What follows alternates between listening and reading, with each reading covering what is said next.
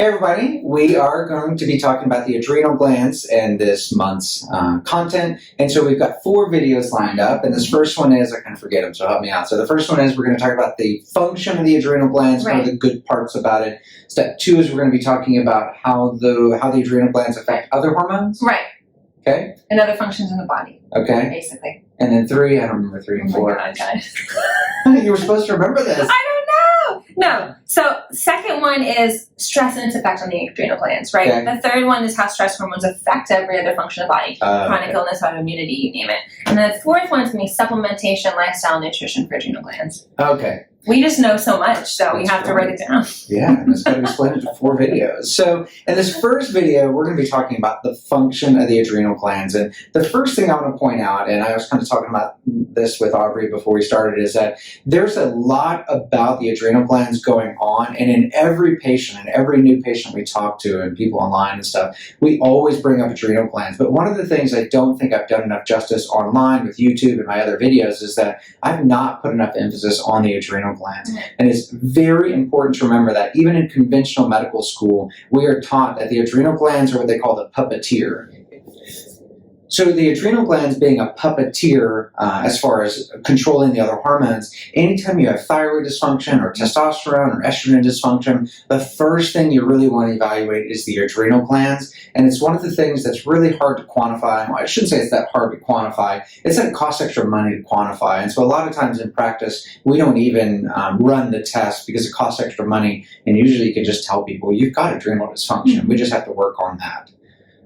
So Aubrey, I'm doing all the talking. Why don't you run us through the basic HPA axis and what does that stand for? Put you on the spot. And what is the basic function of the adrenal glands? I love talking about the HPA axis. Take it away. But I talk about it, I think, in more so nutritional aspect. But I mean, it's all woven in together. That's video 4. You can't talk about that. We're not going to. Okay. So HPA is hypothalamus, pituitary, adrenals, right? Sometimes HPA, right? It's an axis. It's not an Illuminati or anything. Okay. It's an axis, guys. Okay. But I like to think of it like a triangle, right? Like they all have these levers and pulleys and they're all weighted balance on each other. If one part of the HPA axis is off, the whole entire thing is going to be thrown off. Sometimes you'll hear like HPAOT, which is hypothalamus, pituitary, adrenals, ovaries, and testes, depending on who you're talking to, right? HPAT. We commonly talk about the HPA axis and its effect with stress hormones, right? So I guess the adrenals are the main producers of those stress hormones, right? Especially they are the producer, right? So when we talk about you being overstressed or overburdened or on high alert all the time or in fight or flight, that's an adrenal issue. And then when you start talking about hypothalamus. Oh my gosh, you say it 4 times right, and then the 5th time your brain shuts off. And the pituitary, then all of a sudden you're going to see mood effects, you're going to see mental cognition decline, things like that. Unrelated, but my favorite acupuncture point is actually pituitary when you're super stressed. You walk out of there and it's right, you put it right on there. You can actually palpate it in a functional nutritional exam too and kind of see the tenderness there. But the second you do that in times of high stress, you walk out and you feel like you're just happy. Like you're like in like an old 70s music video and you're like, hey guys, how's it going? Like your stresses just go away. I only know that as the glabellar tap for Parkinson's, is if you tap someone, with someone with Parkinson's, they won't blink in time. Oh. If you tap that, you can see I'm blinking, right? The video can't see I'm blinking. But now everybody at home's like, I blink by Parkinson's? I'm not blinking at all. Oh, you clearly have Parkinson's. Okay, so there you go. It's a very specific test for Parkinson's. Okay. Yeah. Well, in regards to the adrenal glands, I think we're making some assumptions that people know, and I want to make sure we go down to the basics in this video as far as the function. So Aubrey just said the 3 tissues or parts of the organs that are responsible. Yeah, the glands. The hypothalamus, the pituitary, and the adrenal. And each one has a different role, okay? The hypothalamus is deep in the brain. And the hypothalamus is the main thing that's reacting to your environment as far as stressors. So let's say a lion jumps out in the trail you're running, then that hypothalamus immediately gets activated. That activates the pituitary. The pituitary releases a hormone. The pituitary's role here is not as big of a deal. It just responds to what the hypothalamus is doing. It's kind of the whipping boy or girl. It does what the hypothalamus says. But the pituitary releases ACTH. That's the hormone that actually goes to the adrenal glands and stimulates the adrenal glands. So the adrenal glands are the one we talk about the most, but it's important to remember where this whole cascade starts. The cascade started in your brain. Right. So one of the key pieces in adrenal health is that the perception of stress matters more than the stressor. We've all heard the metaphor or seen stressful situations where a building's on fire, you got one person running around like their head's cut off, God, the building's on fire. And you've got another person there that's saying, hey, we got to do A, B, and C, we have to rescue. So those are the same stressor, two totally different perceptions of that stressor. So your hypothalamus is going to react to the perception of that stressor. And then it's also kind of unusual to think about it, but the brain learns patterns. It learns how to react to things. It learns how you react to things. And you're training your brain how to react to things based on that. So if lions always jumped out in the trail in front of you, that's something you want to respond to quickly, otherwise you die. And so that's a normal adaptive reaction. But say you're in some sort of traumatic relationship or war or whatever, PTSD, that's an easy one to think of. You've literally trained your brain to react to those environmental triggers, and then it starts reacting more and more and more. And that's the whole, you've got a PTSD veteran who a car backfires, and next thing you know, you find them under a car hiding because they just went into a shock sensation of the hypothalamus took off because it learned how to react to that stimuli. But the adrenal glands are ultimately the one that carry out that actual action. So the adrenal glands they sit on top of the kidneys. That's how they got their name. Ad means on top. Renal means kidney. So adrenal or adrenal is their tiny little, they look like little fatty things sitting on top of the kidney. They're really small. But they make a powerhouse of hormones. So the hormones that they make are really important to understand. And there's three basic ones that I'll kind of boil it down to. Is that one is the cortisol. That's the one we talk about the most, because although if you don't have cortisol, you die. You literally die without cortisol. So that's important. You need cortisol. That's an important thing that we talk too much about.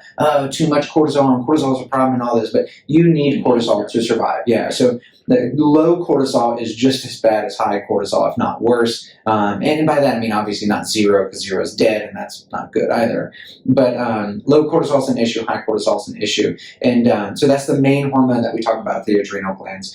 They also make DHEA. That wasn't part of my 3, actually. DHEA is the precursor to cortisol. So in blood work, DHEA is one of the ones we check routinely, because if DHEA is high, I guess we'll get into the stages of adrenal dysfunction. So I'll save that for later. So cortisol and DHEA are the main hormones made by the adrenal.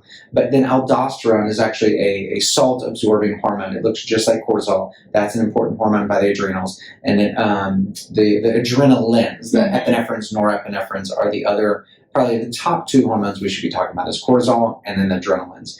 And so the way I like to explain cortisol versus adrenaline, because if you have a stressful situation, lion jumps out of the trail, then you release both cortisol and adrenaline. But cortisol is more of a long-term stress response, and adrenaline is the here and now, right? That's why if you have anaphylaxis, you have an allergic reaction to something, Aubrey, then they give you adrenaline, they give you epinephrine, they don't really give you cortisol. They can give you steroids, and basically steroids is cortisol, but adrenaline is the life-saving component. So the other thing to consider is that after an acute stressor like this, you actually have long-term release of the hypothalamus hormones, the ACTH, and cortisol. So basically, cortisol gets elevated through chronic stressors, not so much the, oh my God, this happened once, and then I went about my business. That's not where cortisol gets wrecked.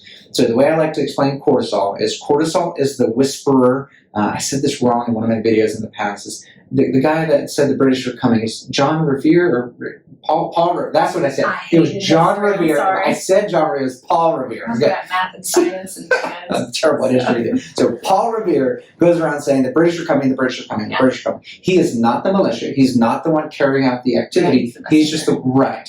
So cortisol is the one that's constantly going around the system saying adrenaline is coming, adrenaline is coming, adrenaline is coming. So if you have chronic elevation of cortisol, your system is primed for any little blip on the radar, because as far as you know, the British are coming at any moment. Right. So if you're chronically stressed and you've got chronic cortisol elevations, then say someone pulls out in front of you in traffic, now you flipped into a panic attack, and you might be wondering, like, why am I in a panic attack over someone pulling out in front of me? And that's because your system's already been primed by cortisol. Does that happen?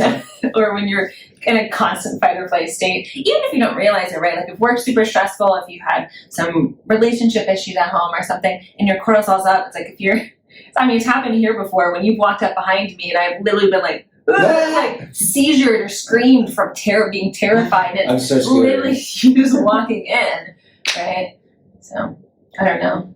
Well, so that's the basics of the adrenal gland as far as the stress response, and that goes all the way back to the amygdala and the brain's perception of stressors. Triggers the hypothalamus, which triggers the pituitary, which triggers the adrenal glands, and it makes a nasty loop. As the cortisol remains high, it triggers more fight or flight responses in the brain, which triggers more hypothalamus action, and on we go. And cortisol really, the only time it's supposed to be high is right when you wake up. It's supposed to rise 200% within 30 minutes. 200%, and then have a nice natural bell curve throughout the entire day. And that's literally just to push you up and push you out of bed, right? Other than that, you don't want to keep it up. And so we'll talk about the stress and dysfunction of how you kind of keep it down and how to modulate it, but yeah. And then we'll wrap up this video with just a reminder that the cortisol hormone is the puppeteer of the other hormones. So if you're someone that's struggling with thyroid dysfunction or estrogen issues, testosterone issues, or whatever, make sure you are addressing the adrenals first. Classically, the line of dominoes that fall in men is adrenals go first, then testosterone. In my opinion, adrenal issues are one of the most common reasons for low testosterone. I don't have any proof in that, I don't have any research, but that's my opinion. That's how we treat people. That's how I've learned it, though. Is that the adrenals are like the driver of sex hormones. Right. And that if they're shut down, you're going to see no libido, you're going to see basically, I mean, anything that's related to sex hormones. Your periods are going to be thrown off. I mean, I've personally experienced that when you've been in high stress states, work in school full time, right? Your menstrual cycle can be gone for a year or more, you know, like if it's irregular, spotty, and of course there's so many other things going on, but even chronic illness is going to cause internal stress. So even if you have external stress that is pretty much non-existent, but your body is living in a chronically stressed state from dysbiosis or toxins or whatever it may be, then you can see effect on your adrenals still, and you can see effect on your stress hormones. So we have to think of it more than just things outside of us. It's also internal stress and the perception of stress. Perception of stress. And we've seen that even on the Dutch test. So sometimes we do something called the Dutch test by Precision Analytics, and I love it because it can tell you your cortisol, your cortisone, when it should be rising, but the people on the board there who have reviewed the test with me even say, we'll tell a patient, your perception of stress is good, but your output's bad. And that's honestly, I kind of think if the perception's good, that's one of the most important things, right? You're not constantly having a trigger in your body.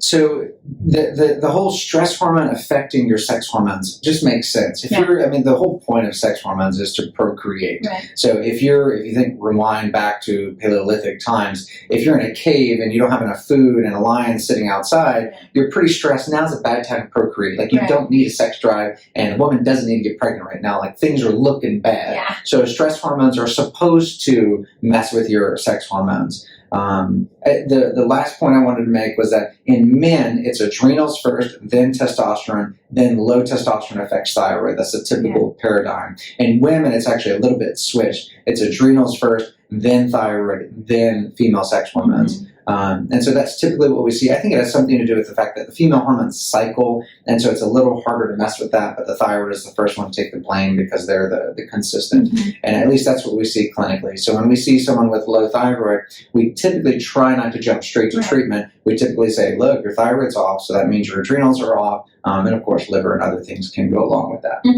And then we just like to support the adrenals first and foremost, right? So we'll do something to support the entire HPA axis instead of just hitting the adrenals. Unless you have specific testing, then you kind of want to treat as a whole, right? Because you don't know exactly where the cascade's going wrong. So if you can treat an entire HPA axis, then you will have a better effect on your thyroid and your sex hormones too. And we'll talk about what supplements we use for the adrenal glands, but one of the things I always tell my patients, we always tell our patients, is that you can take all the adrenal supplements in the world, but if you don't change your stressors, if you don't change your perception of your stress and your actual stressors, then you might as well not take the supplements because they're really not going to do anything. They may glue the puzzle pieces together, but it's only a matter of time before that house of cards falls down. It's like skydiving without a parachute, trying to eat ashwagandha the whole time. Well, that's a metaphor. Like a ton of stress. So you're going to die if you take adrenal supplements and don't manage your perception. Got it. Basically. Wow. And on that note, we're going to end this video. Like our channel, subscribe to it, and hit the little bell on YouTube to follow us along. See you guys. Okay. Bye.